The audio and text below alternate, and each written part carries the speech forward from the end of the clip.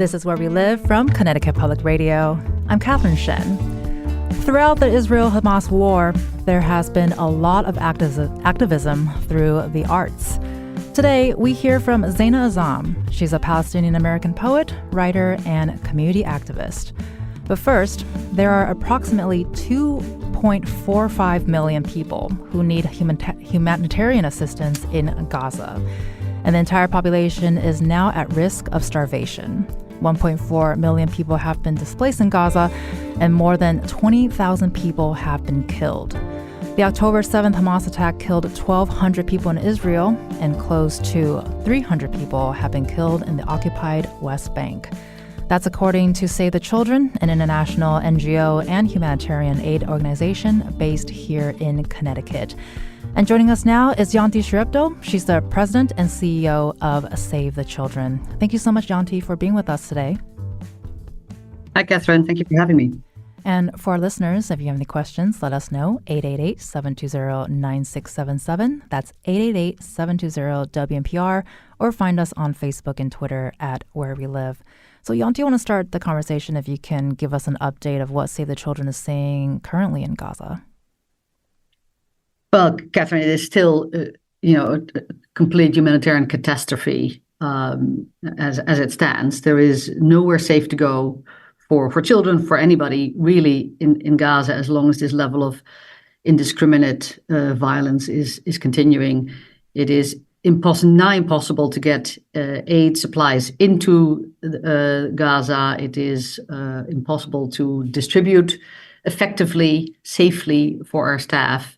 And as you indicated in your introduction, we'll see also waves of deaths and injuries continue, not just from bombing and violence, but also from hunger, from waterborne diseases as well. So it is an extraordinary catastrophe that we're witnessing.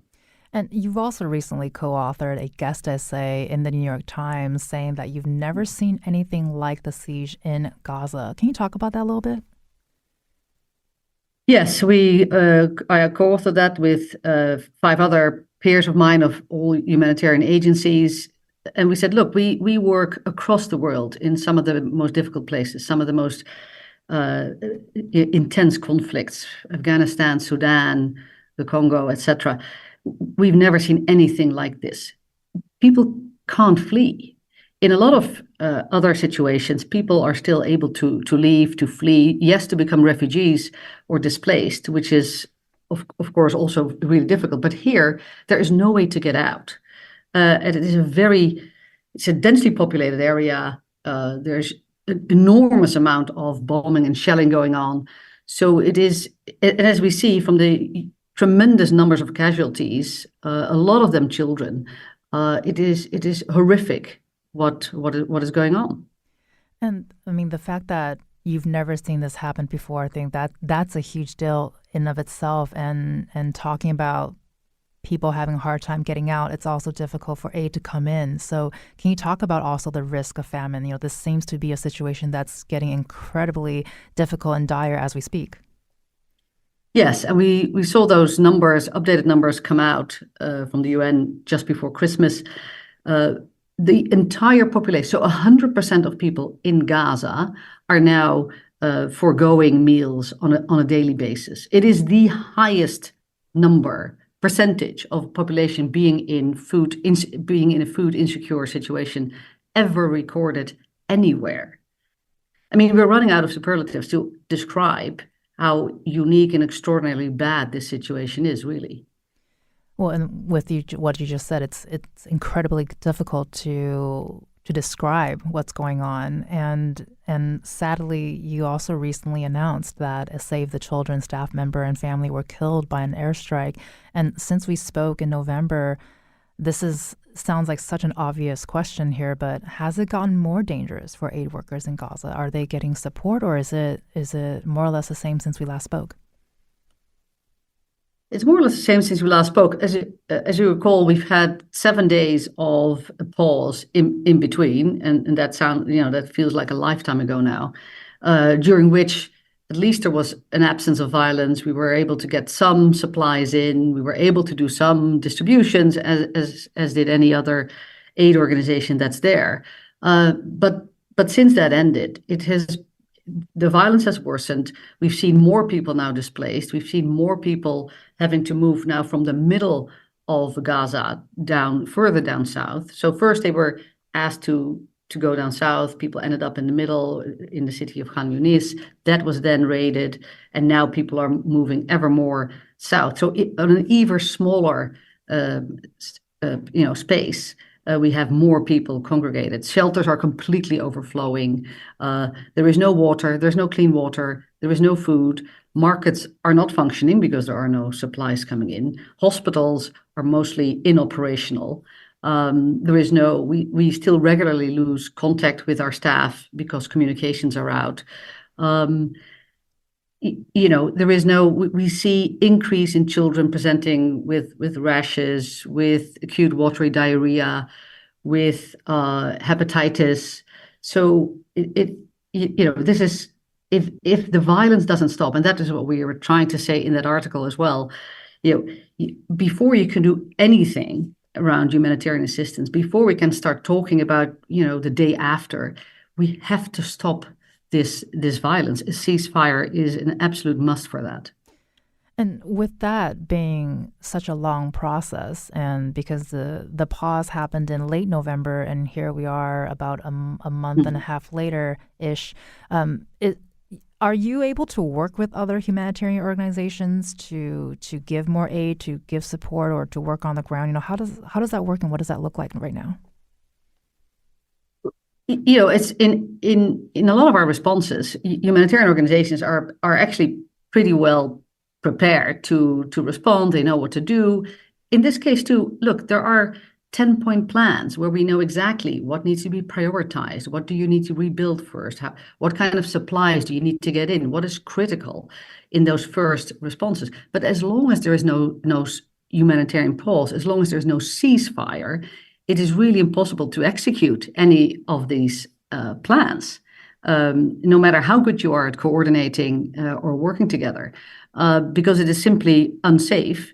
There is not enough fuel to actually effectively distribute supplies. So even the little supplies that have been dripping in since the beginning, they don't really make it past the midpoint. Right. So in the north of Gaza, there's been no aid coming in at all, arguably, since early October.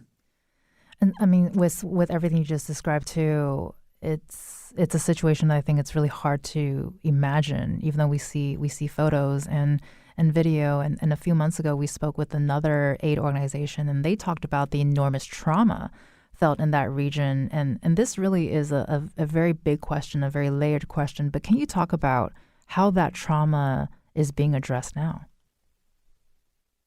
Yeah, it is a massive trauma, and of course we see that in other conflict situations as well. And of course we're particularly focused and concerned about the situation for children, the trauma for children. I mean, children in Gaza and the West Bank, are seeing things that no child should ever see. They have their families killed, their friends killed. They have no food, no water. They are living in constant destruction and are constantly also on the move, right? So most people in Gaza have been displaced now, not once, but multiple times, because they're being asked to essentially flee more bombing and shelling, every other day, every other week. So they're constantly on the move. They forget what time, what day it is. The first thought in the morning, and our colleagues are telling us this, their first thought in the morning is, what do I do? Do I stay here with my family so that we can die together? Or do I go out and try to find clean water, food for my family, queue up for many, many hours to, for the little supplies that are making it through? And can you talk about if there are unique challenges in helping children? I know the last time we spoke about this, as you just mentioned, we have children losing their families, witnessing them being killed basically on a daily basis. And one of the ways to help them during the trauma-inducing incidences, education, it's art, it's books, it's whatnots. But are those support systems available? Is this something that can be addressed as best as you can as this is happening?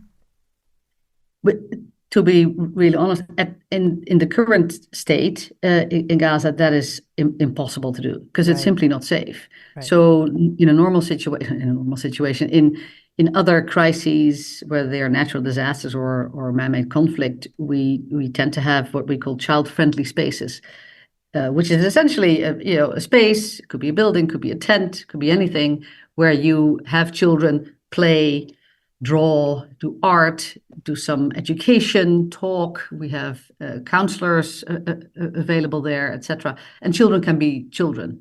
And it's good for their parents as well because they know that their children are safe even for a little while. In this current situation in Gaza, that is completely impossible to do because it is just not safe. There is constant bombardment, there's shelling. There isn't enough space, literally, to actually hold that. So, and again, our trauma experts, we are ready. If the violence stops, we would essentially move in with people like that also in the early phase. Yes, you come in with water and food and all the basic necessities to survive, but you would also, as early as possible, start some of that, those child-friendly spaces, try and get children back to playing, to learning, to education, because that gives them a sense of normalcy.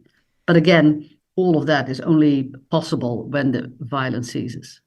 And so, we're having this follow-up conversation with you about a month and a half later since we last chatted. What do you want our listeners to understand about this humanitarian crisis? Because, as we know, our attention spans can be quite short. And are there concerns that the world's attention will move away from the crisis in the humanitarian efforts that's happening or not happening in Gaza? Yeah, and I think that that's also always our concern in any of the conflicts we are in, because we are there for as long as necessary, and we're usually there before a conflict started. And we see it in other places. The attention wanes, whether it's Ukraine, whether it's Afghanistan, whether it's Sudan, which has completely disappeared from the headlines. And yes, there will be that concern for Gaza as well.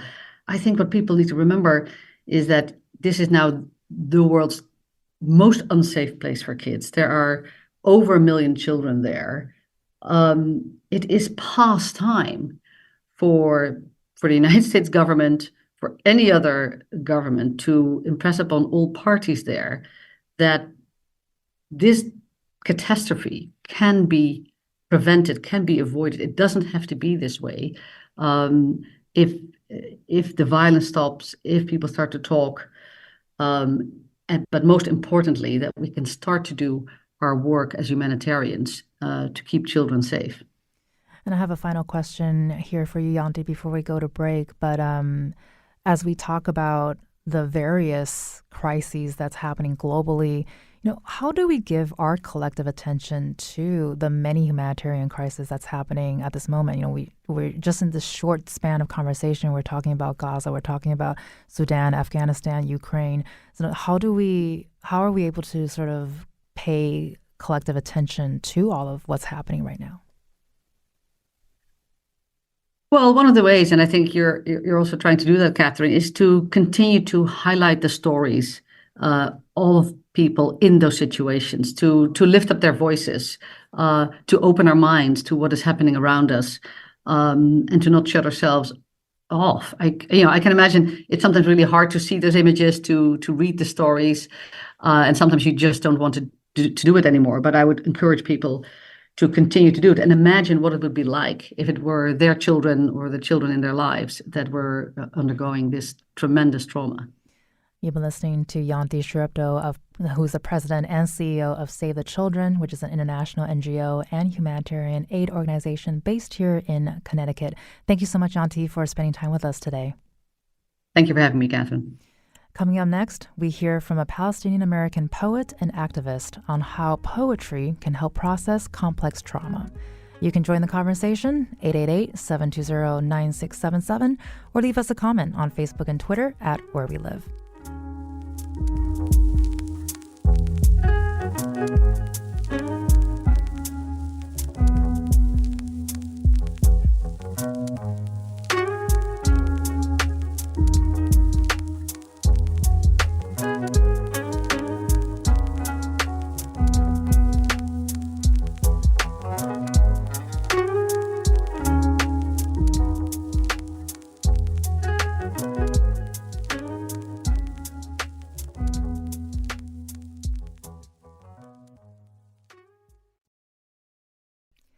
This is Where We Live from Connecticut Public Radio. I'm Catherine Shen.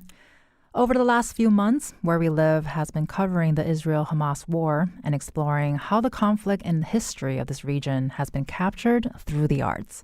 Listeners can find our recent coverage on the Palestine Museum U.S. in Woodbridge and the Museum of Jewish Civilization Hartford on our website, ctpublic.org/wherewelive.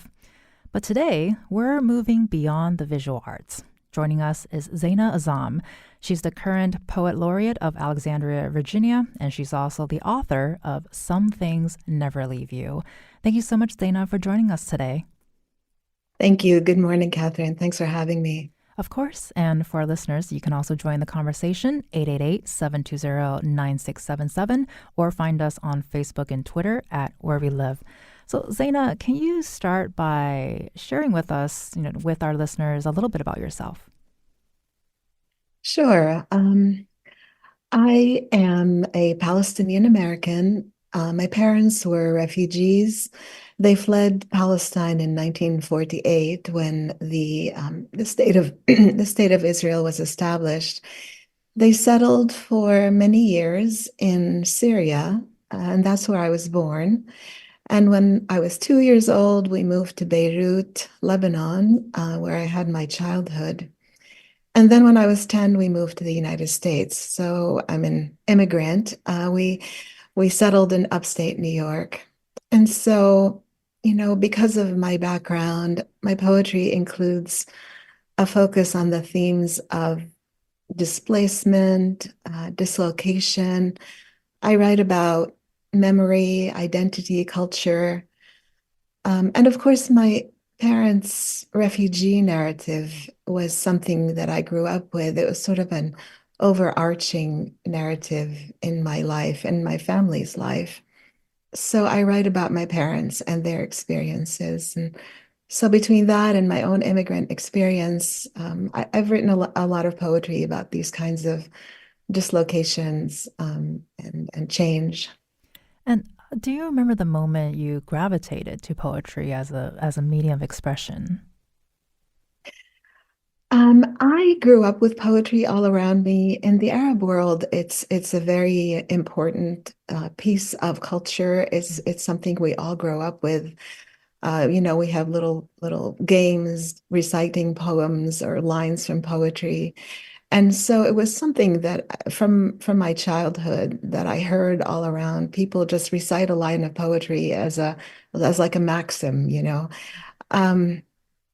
So when we came to the US, I already had that as part of my background. And in my teen years, I remember going to the library and looking up the poetry section and sitting there and picking up books. It's really since my teen years that I was reading poetry in English, and it affected me deeply. And I started writing as well, but just always on the side. It's something that I've had as part of my life for a very long time. Well, I love that you're able to bring in, a part of your culture into your life here in the U.S. In the poetry form. I feel like a lot of people would really appreciate that, and it would resonate with a lot of people's experiences. And I would love to learn more too. It was such a big part of your childhood and then going into your adulthood. Was there a certain sort of catharsis to writing poetry, especially?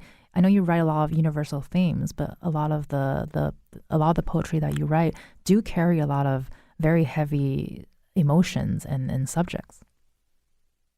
Yeah, people tell me that a lot of my poetry is kind of sad, and I think some of it is, but not all of it, of course. I write about a lot of different things.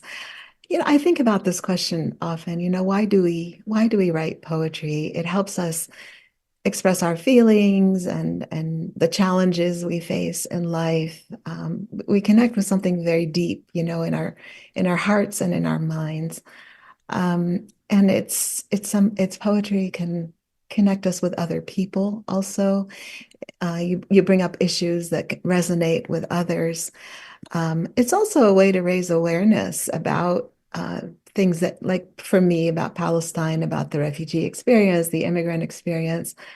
And it can galvanize people to act. In the Arab world during the Arab Spring, starting in 2010, there was a Tunisian poet named Abul Qasim al-Shabi, and he wrote this poem actually in the early part of the 20th century, but people sort of latched onto it. And it's a poem about liberation and a people rising.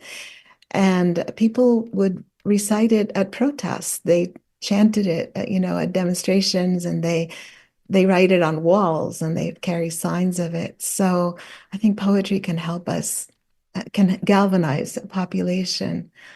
And just me personally, it kind of gives me the permission to operate in life in this very special place, a place of sensing the world around me and making sense of it and writing about it. And it's, it's like in that space of feelings and emotions and not being afraid really to articulate them through poetry. So, I think that's something to celebrate. No, absolutely. And speaking of celebrations, can you tell us about your book, Some Things Never Leave You, that came out in July of last year? Oh, yes, thanks for asking about that.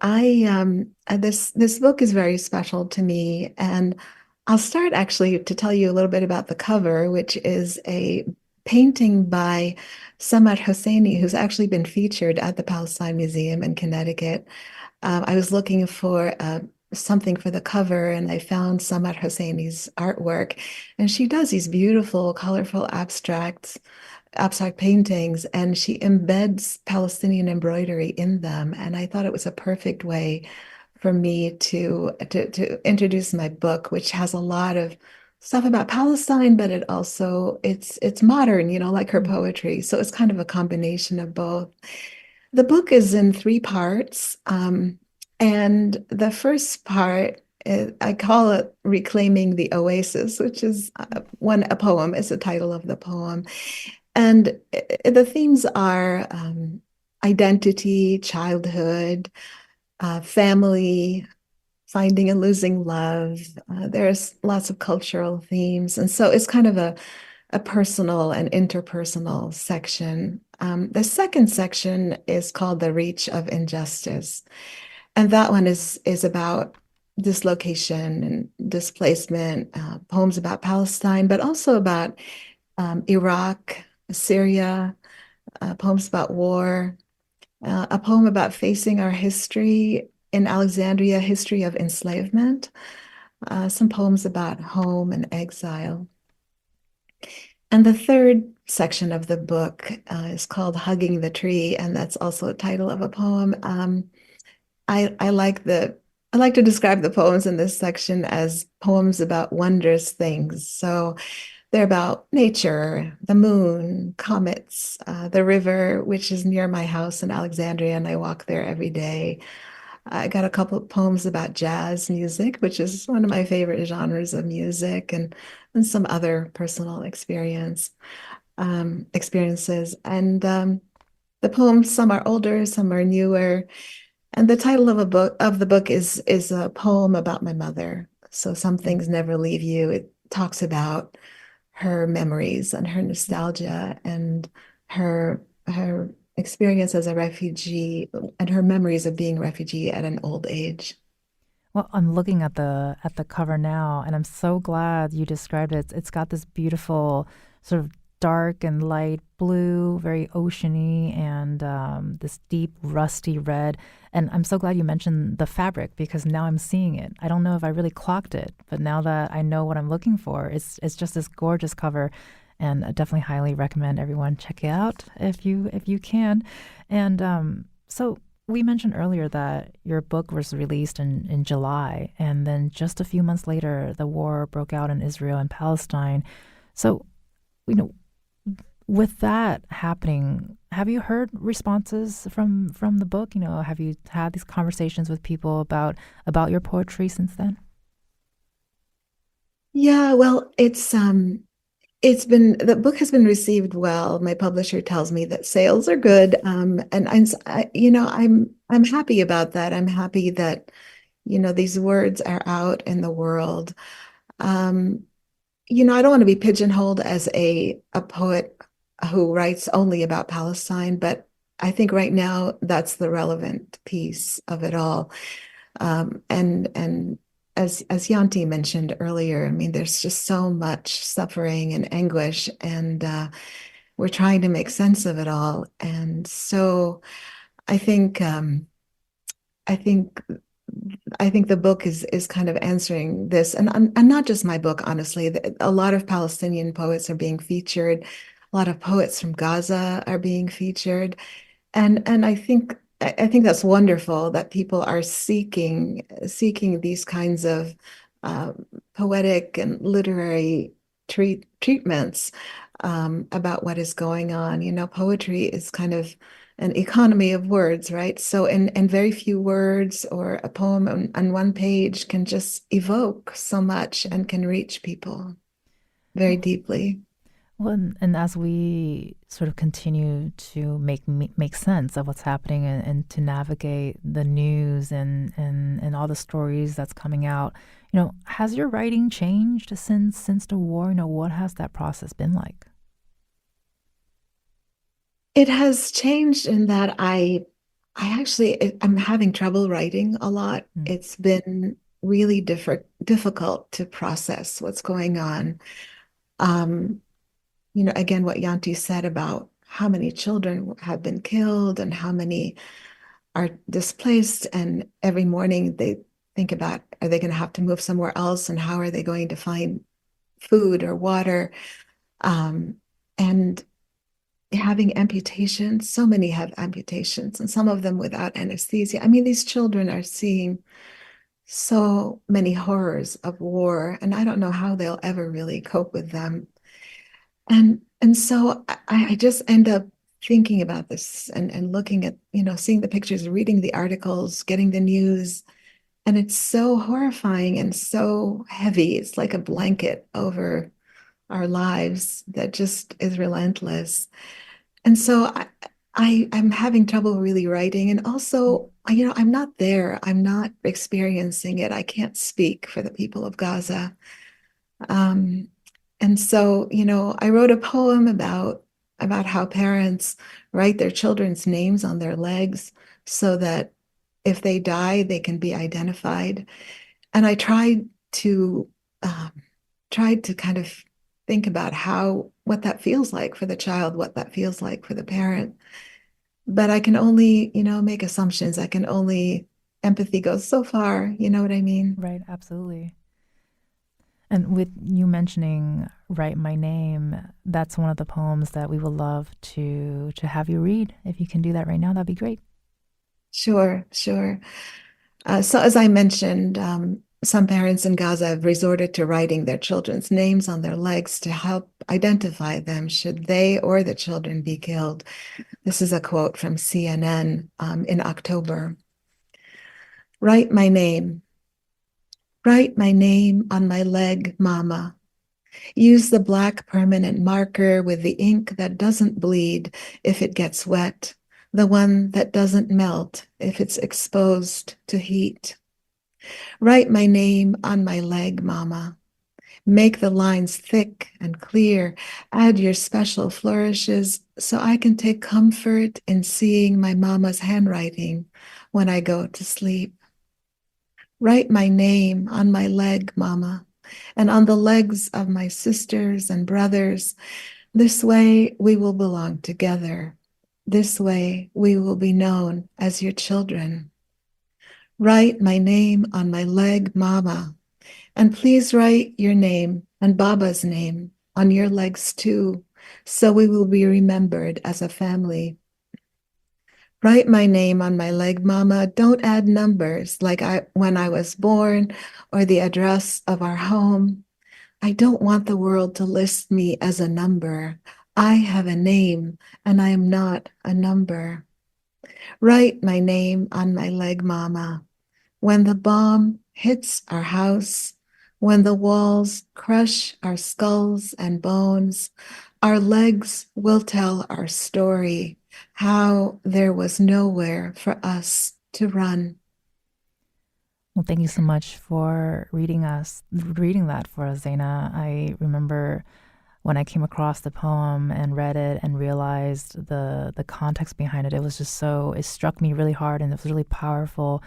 Can you share with us, what was your thought process like when you were building this poem? I was really, as I mentioned, I was really trying to see, to feel, what a child would think when the parents were doing this. And I wanted to just communicate that to the world, to communicate the direness, the dire situation of families in Gaza, the kind of despair that they must feel that they have to think about the death of their children and wanting their children to be named, even in death. It was just so profound and so hard. I actually, I cried as I read it, as I wrote it, I mean, and I still cry when I read it. And I have to tell you, everybody who reads it tells me how they cried. And this poem has actually gone viral. It's all over the world. It's been translated into Japanese and Turkish and Dutch and English. I mean, and Spanish and French and Indonesian. I mean, it's just been on all the social media platforms. It's kind of hit a nerve, thinking about children and thinking about this really so incredibly difficult situation that these families in Gaza are in. Well, and the responses makes me wonder. This seems to be a very universal theme, right? Regardless of where you are in the world, it resonates with people, and with you writing poetry, you're so familiar with your emotions, you're familiar with your story and telling people your story. Were you surprised that this was the response, especially a piece of art being translated in so many different languages? That's telling me that people really, really understand what you're trying to say here. I was completely blown away by it, honestly. I had no idea that would be the case. It was really overwhelming to me to think that that's what was happening. And I don't know. I mean, I think people really connected with this poem. And I'm happy. I'm so happy about that. At the same time, you always wonder, I mean, what is it? What is the effect of it really on what's happening? The bombing continues. The ceasefire hasn't happened.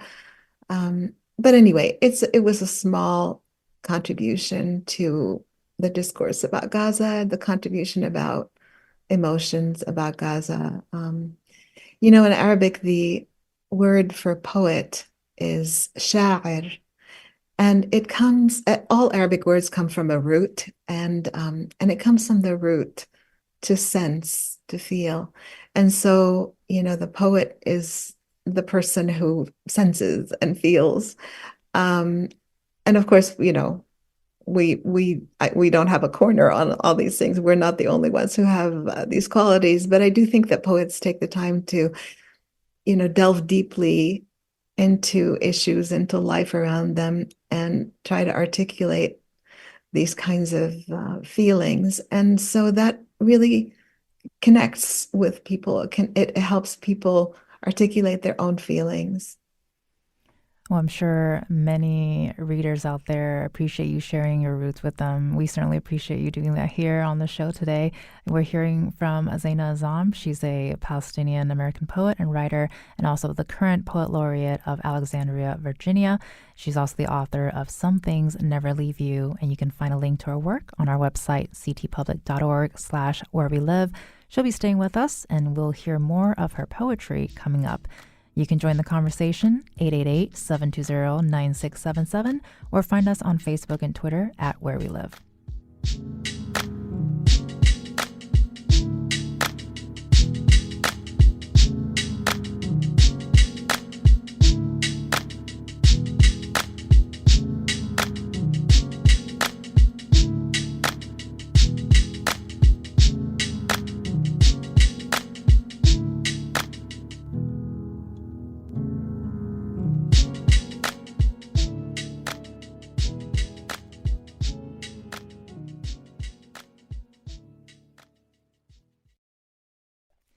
This is Where We Live from Connecticut Public Radio. I'm Catherine Shen. Zeina Azzam is a Palestinian American poet and writer, and also the current poet laureate of Alexandria, Virginia. At the start of the Israel-Hamas war, she wrote the poem Write My Name, that's been translated into several languages and read at protests and gatherings worldwide. And today, she joins us to talk about her work as poet laureate and a community activist. You can join the conversation, 888-720-9677, or leave us a comment on Facebook and Twitter at Where We Live. So, Zeina, we've been talking about you're the poet laureate of Alexandria, Virginia, which is a city right outside of Washington, D.C. What has it been like to witness the community and the political response to the war in Gaza as both the poet laureate and a Palestinian American? Well, this is kind of a difficult question because I really try to separate my work as poet laureate and my work as an activist on Palestine issues. But of course, I am the same person, and all these things are very important to me.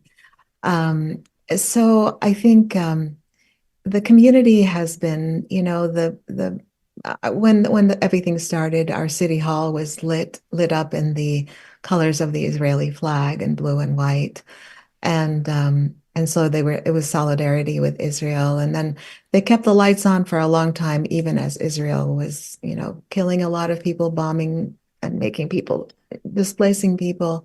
So that was really difficult for me to witness. And I have been emailing the mayor and the city council about this. I think it's one thing to stand in solidarity with Israel, and that's fine. But I think I would have liked to see a little bit more empathy with Palestinians. Also, there are Palestinians who live in Alexandria who have family and friends in Gaza, many of whom have been killed. So this has been a difficult thing for me to witness.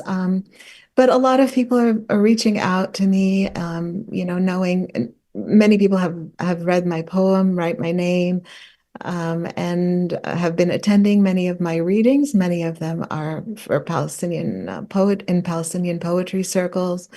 And so I've gotten a lot of support. I mean, I don't speak for Alexandria in terms of my own political views. And I mean, that's on every topic, not just in Palestine, but this is my identity, and so I put it out on the table. Well, and part of your work too is you serve as a mentor for a writing program for youth in Gaza. Can you talk about what that work is like for you? Absolutely. It's a program that I've been volunteering for since 2015, and it's called We Are Not Numbers, and it speaks to the idea that Palestinians are, not looked at as human often in world events and in especially in the United States. And so people are saying, we're not just numbers, we're human beings. We have lives, we have a culture, we have a history. And the idea behind We Are Not Numbers is to pair mentors in the United States and Europe, and I'm a mentor with a young person from Gaza who wants to write in English. And so they share an essay with me, and I mentor them over Zoom or just through email. I help them in editing it and finalizing it. And so each time I do one of these things, it takes about a month. We go back and forth 3 or 4 times. And then the article is published on the We Are Not Numbers website. So it's been really a profound experience for me because I've gotten to know some of these young people from Gaza. Even though I'm Palestinian, I don't have any relatives in Gaza. I have relatives in the West Bank and Jerusalem and inside Israel, but I don't have any, familial connections with Gaza. And so it's been a really wonderful thing for me to have these connections and to really try to understand what the young people there are feeling and what they're writing. And I'm still in touch with one of them whom I mentored recently. I get text messages from him, and he lives in the north of Gaza. And Janti earlier said that there's no aid that's getting in the north. And it's really, I hear it from him. They're breaking up tables and chairs to get wood so they can start a fire so they can make a meal. And they have one meal a day at most, having trouble finding medicines, not able to find water. The situation is incredibly dire.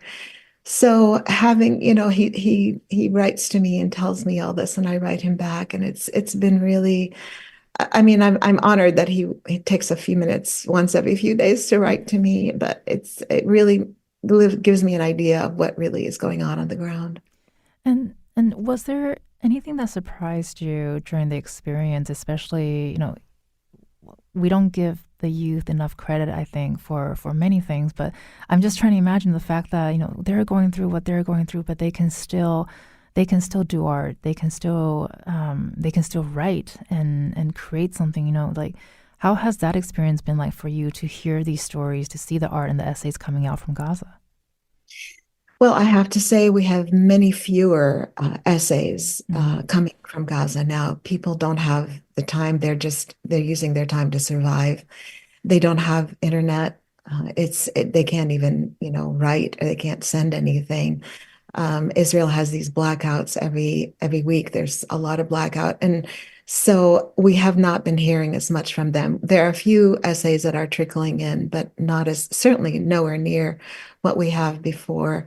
But people can read their essays from before and was also coming in on wearenotnumbers.org. So there are a few things coming. What strikes me is just the amazing how much they have to grow up. I mean, these are young people who are 18, 19, 20 years old, and they have seen certainly more than I've seen in my lifetime. I mean, they've seen so much. They've had to grow up. They have to be strong, and they have to deal with so many difficulties, so many challenges. That's what really strikes me, and the fact that they work hard to be resilient, to move forward, to keep going, and to help their families as much as they can. There are many young people from Gaza who are on Instagram and on Twitter who are reporting, in their own ways about life every day, and I really urge people to listen to them because you're really getting the story from all of them. So they have really been, galvanized as a generation. And they're very steadfast, or at least they're trying to be. Things are just getting worse and worse. One of them, I saw her on Instagram the other day, and she said she hasn't eaten for 2 days, and she doesn't know where her next meal is going to come from. So the starvation and the water, no water available, has been a really, really difficult thing. These are fundamental human rights, food and water. And so, it's like a hierarchy of needs. They really need to we need a ceasefire. And when we talk about this as a famine, it's not really a famine, because famines are usually natural disasters, deserts encroaching, or earthquakes. This is a human-made situation, and like Janti said earlier, it could be changed. The water faucets could be turned on. The food aid could come in. It's just there's no political will to do it. And as we talk about this all the time, as this is ongoing, as we continue to navigate, I hope you're still able to talk to the youth and to help them in your way. And I know there's a second poem that you would like to share with us, with our listeners. Could you tell us a little bit about that poem and read it for us, please? Sure, I'd be happy to, Catherine. This poem I actually wrote. It's in my book, so it was an older poem. But there have been so many wars on Gaza, and there have been so many wars everywhere else in the world, Ukraine and Afghanistan, and Sudan. I mean, there's just too much. And so I wrote this poem actually with Palestine in mind, with Gaza in mind, but I think it's a poem that could be applicable to so many other war-torn areas. In fact, a friend of mine who's Japanese translated it to Japanese, and she read it at a Hiroshima commemoration in August. So it's called Death in War. After the headlines, the photographs of still bodies in utter surrender, the stacking and burying in unmarked graves, don't turn away. Say a prayer for each farmer, teacher, bearded grandfather on a cane, mother whose scarf flies in the air, father staring at the ground.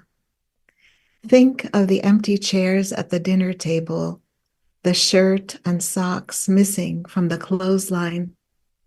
Remember each pair of hands that opened and closed, held a pencil, clapped with joy. And when the wheat and flowers they sowed reach toward the sun, bring water to these tenacious flags of presence on the land. Well, thank you, Zeina, for reading that for us. And we only have about a minute left here, but I want to ask, with what you just read and with our conversation, what do you hope our listeners take out from it? I want your listeners to really understand what's going on in Gaza right now, and to try and help in any way to push for a ceasefire.